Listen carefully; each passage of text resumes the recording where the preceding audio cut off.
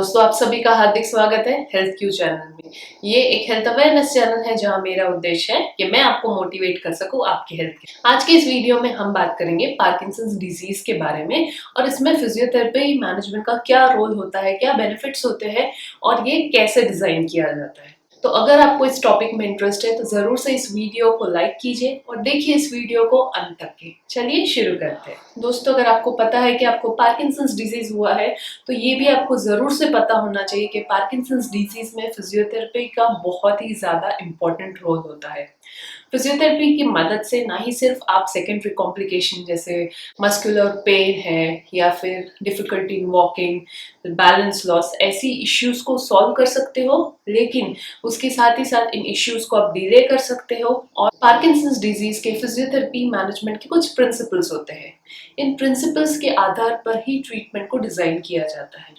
अगर आपको ये पता है कि ये क्या प्रिंसिपल है तो आपको जरूर से ये आइडिया आ जाएगा कि कितना इम्पोर्टेंट है फिजियोथेरेपी का मैनेजमेंट करना या फिजियोथेरेपी की ट्रीटमेंट लेना जब आपको पार्किंसंस डिजीज है। तो चलिए पहले इन प्रिंसिपल्स के बारे में बात करते हैं और फिर आगे बताऊंगी कि किस तरीके की एक्सरसाइज आप पार्किंसंस डिजीज में कर सकते हो। तो जो पहला प्रिंसिपल है पार्किंसंस डिजीज का वो है कि जो भी आपकी एक्सरसाइज आप कर रहे हो इसको आप जितना जल्दी शुरू करोगे, जितना जल्दी एक्सरसाइज करने की शुरुआत करोगे उतना ही ज्यादा आपको फायदा होगा।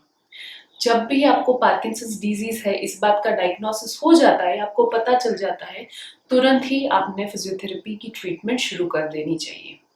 इससे ये होगा कि आप एक्सरसाइजेस को जल्दी सीख पाओगे, आसानी से कर पाओगे और उसके वजह से जो सेकेंडरी चेंजेस आते हैं मसल्स में, जैसे मसल्स टाइट हो जाती है, रिजिड हो जाती है, स्टिफ हो जाती है, ये सारे प्रोसेस डिले हो जाते हैं। यानी जो भी इम्पेयरमेंट्स आपको बहुत जल्दी आने थे वो आप 5 से 10 साल तक के डिले कर सकते हो with the help of exercises, regular exercise. जो दूसरा प्रिंसिपल है फिजियोथेरेपी एक्सरसाइज का पार्किंसंस डिजीज में वो ये है कि हर एक एक्सरसाइज को हमारा जो फंक्शनल गोल है उसको ध्यान में रखते हुए ही करनी चाहिए। इसका ये मतलब है कि कोई भी जब आप एक्सरसाइज करते हैं तो उसमें ये ध्यान रखना जरूरी है कि आपकी दिनचर्या की एक्टिविटी किस तरीके की है, आपकी लाइफस्टाइल कैसी है। फॉर एग्जाम्पल, अगर आपका घर इस तरीके से है कि वहां पे आपको सीढ़ियों से थोड़ा चढ़ना पड़ता है, आपके घर में कम लोग हैं और आपको कुछ काम घर पे खुद के करने पड़ते हैं, वो कामों के अनुसार आपकी एक्सरसाइज को डिजाइन करना बेहतर होता है। इससे ये होता है कि आप उन एक्टिविटीज में लिमिटेशंस नहीं फील करोगे, आप आसानी से उन एक्टिविटीज को कंटिन्यू कर पाओगे। जो तीसरा प्रिंसिपल है वो ये है कि आपका रेगुलर असेसमेंट यानी रेगुलर चेकअप होना चाहिए आपके फिजियोथेरेपिस्ट के साथ।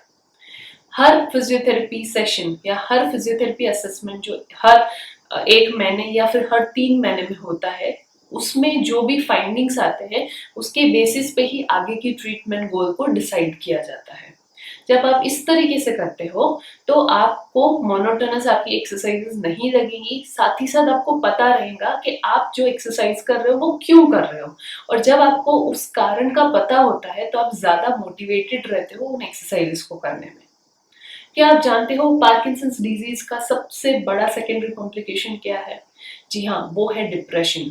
डिप्रेशन इसीलिए आता है क्योंकि एक प्रोग्रेसिव कंडीशन है, ब्रेन को अफेक्ट करता है, ब्रेन के वो सेंटर्स को अफेक्ट करता है जो आपको सेंस ऑफ वेलबींग भी देते हैं।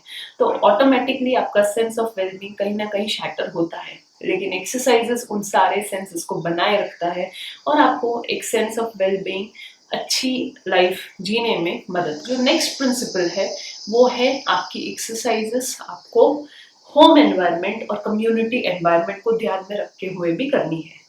जी हाँ, एट द एंड आप घर पे रहोगे, आप कम्युनिटी में जाओगे, आपकी कोई भी एक्टिविटी जो घर के रिलेटेड है या आपकी कम्युनिटी के रिलेटेड है वो अफेक्ट नहीं होनी चाहिए या कम से कम अफेक्ट होनी चाहिए।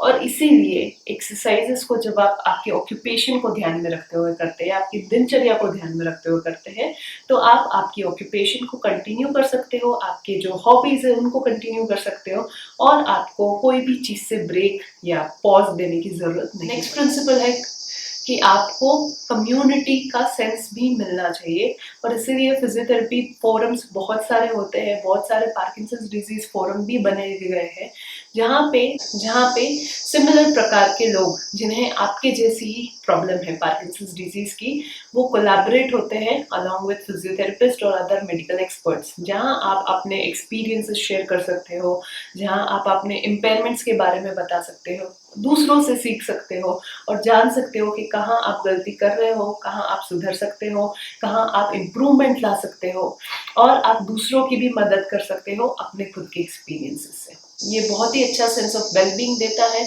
और आपको सोशल आइसोलेशन से भी बचाता है। और जो लास्ट प्रिंसिपल है वो है collaborate with other health care professional also.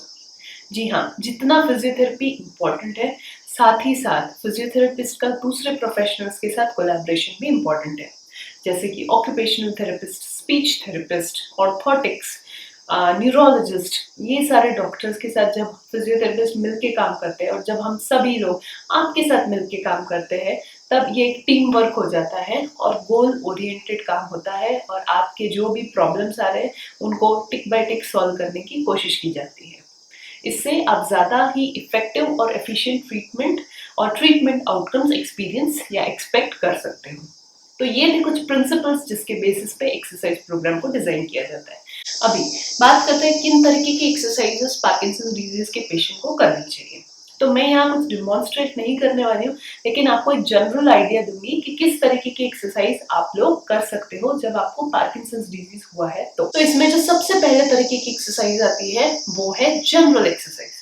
क्या मतलब है जनरल एक्सरसाइज का? जनरल एक्सरसाइज का मतलब है हमारी बेसिक एक्सरसाइज, जैसे वॉकिंग, जॉगिंग, साइकिलिंग या फिर ट्रेडमिल वॉकिंग, इस तरीके की एक्सरसाइज जहाँ पे आपको ज्यादा सुपरविजन की जरूरत नहीं है। आप आपके ही फ्री टाइम पे आपके अकॉर्डिंग फिजिकल एक्टिविटी करते हो। लेकिन ये सिर्फ ये करना इनफ नहीं होता है, आपको कुछ और एक्सरसाइजेस की जरूरत होती है और वो होती है स्पेसिफिक एक्सरसाइजेस। स्पेसिफिक एक्सरसाइजेस वो होती है जो फिजियोथेरेपिस्ट आपको देंगे बेसिस आपके इम्पेयरमेंट के। फॉर एग्जाम्पल, अगर आपको कमर का दर्द होता है पोस्ट पार्किंसंस डिजीज, तो एक्सरसाइजेस को फोकस किया जाता है बैक स्ट्रेंथनिंग पे, यानी आपके बैक के मसल्स की स्ट्रेंथ को बनाए रखने में, बैक के मसल्स की मूवमेंट को बनाए रखने में। क्योंकि स्टिफनेस आमतौर पे हो जाता है पार्किंसंस डिजीज के मरीजों को, तो बैक पेन भी बहुत ही कॉमन प्रॉब्लम है। तो इसको प्रिवेंट करने के लिए क्या क्या एक्सरसाइजेस दी जा सकती है, वो होती है स्पेसिफिक एक्सरसाइज। वैसे ही अगर शोल्डर पेन है, नेक पेन है या नेक मसल्स वीक है, तो उस एरिया पे टारगेट करते हुए एक्सरसाइज दी जाती है। तो ये दूसरी तरीके की एक्सरसाइज थी जिन्हें कहते हैं स्पेसिफिक एक्सरसाइजेस। तीसरी तरीके की एक्सरसाइज है, इन्हें कहते हैं फंक्शनल एक्सरसाइज। फंक्शनल एक्सरसाइज का मतलब है आपके जो भी दिनचर्या के टास्क या काम होते हैं, इनको ध्यान में रखते हुए आपको एक्सरसाइज दी जाती है।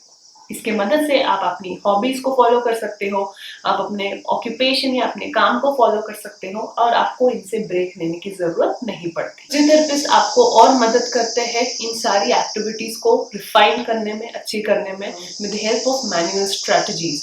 ये स्ट्रेटजीज हो सकती है मेंटल रिहर्सल्स के फॉर्म में, रिलैक्सेशन के फॉर्म में, अलग अलग सेंसरी क्यूज जैसे विजन हो गया, आपका सपोर्ट हो गया, आपका बैलेंस हो गया। इन सारे सिस्टम्स को यूज करते हुए आप अपनी मूवमेंट को कैसे बेहतर और अच्छी बना सकते हो, ये फिजियोथेरेपिस्ट आपको देते हैं as an strategic support during your exercise. और जो आखिरी तरीके की एक्सरसाइज होती है, ये होती है होम थेरेपी या होम बेस्ड एक्सरसाइजेस।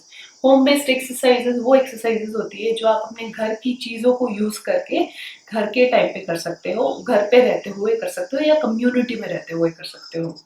क्योंकि आप जब फिजियोथेरेपी सेंटर में जाते हो तो आप कुछ ही घंटे वहाँ स्पेंड कर सकते हो, बाकी का पूरा दिन आपके लिए फ्री होता है। वहाँ आप घर पे किन तरीके की एक्सरसाइज कर सकते हो, ये बेसिकली सेम होती है जो आप थेरेपी सेंटर पे करते हो स्पेसिफिक एक्सरसाइजेस, लेकिन जो टूल्स आप यहाँ यूज करते हो वो आपके घर के टूल्स होते हैं, घर की चीजें होती हैं और इन्हें डिजाइन किया जाता है आपके घर की एक्टिविटीज को ध्यान में रखते हुए, घर के एनवायरमेंट को ध्यान में रखते हुए। तो ये है कुछ तरीके की एक्सरसाइजेस जो पार्किंसंस डिजीज के पेशेंट्स कर सकते हैं।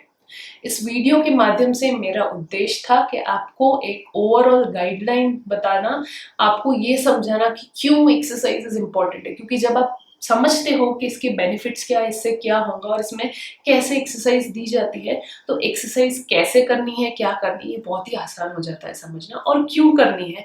अगर आप ये समझ जाते हो तो आप हमेशा मोटिवेटेड रहोगे अपनी एक्सरसाइजेस को करने में। तो इसी बात पे इस वीडियो को यहीं समाप्त करती हूँ और मैं मिलती हूँ आपको अगले वीडियो में। धन्यवाद।